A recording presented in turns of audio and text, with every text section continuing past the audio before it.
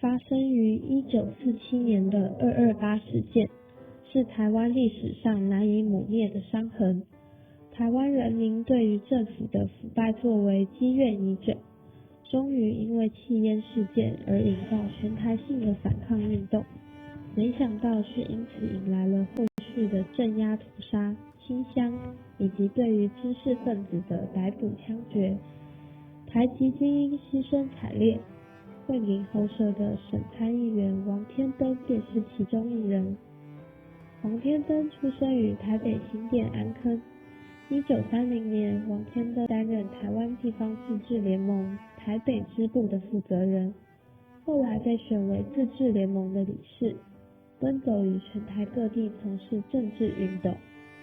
1945年，战后的王天登除了从事原来的茶叶经营外，更积极活跃于政坛和新闻界。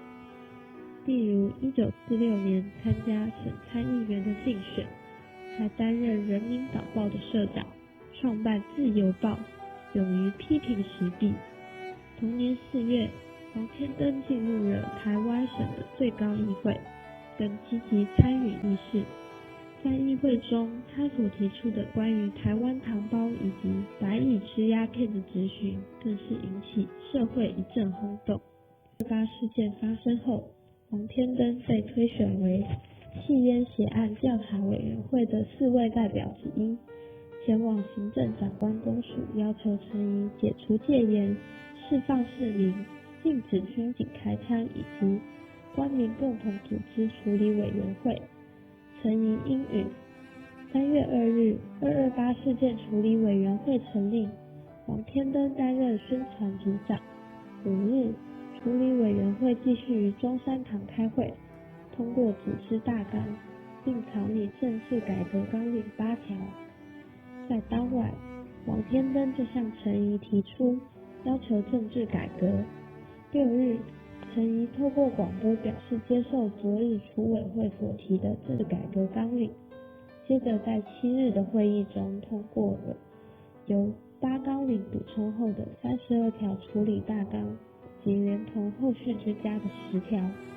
没想到这42条要求却替王天登引来了杀身之祸，成为了2天后大屠杀的借口。当日下午，王天登及其他代表进法官公署向陈仪提出大纲，陈仪阅后震怒拒绝。王天登回来后，随即在广播中沉痛地说明与陈仪交涉破裂的情形。绝望之下，仍然勉励台湾民众，今后台湾要有改革的成果，全赖台湾人民的意志。3月9日凌晨，王天登在睡梦中被拖走，一去不回。根据宪兵队一位军人的回忆，王天登在被抓后，和审讯他的宪兵队第4团团长张木桃大声争辩，被打得鲜血淋漓，但是仍不屈服。张大骂王：“你这个野心家，想当台北市长？”王天登回答：“我从没想过要当台北市长，但如果台湾人民要我当，那我就当。”张木桃暴跳如雷：“好，就让你到阴间去当台北市长吧！”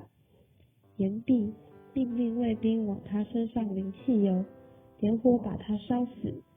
又有一说，王天登是被装进汽油桶中烧死，然后被弃入淡水河中。不论最后王天登的下场如何，绝对是十分痛苦绝望的。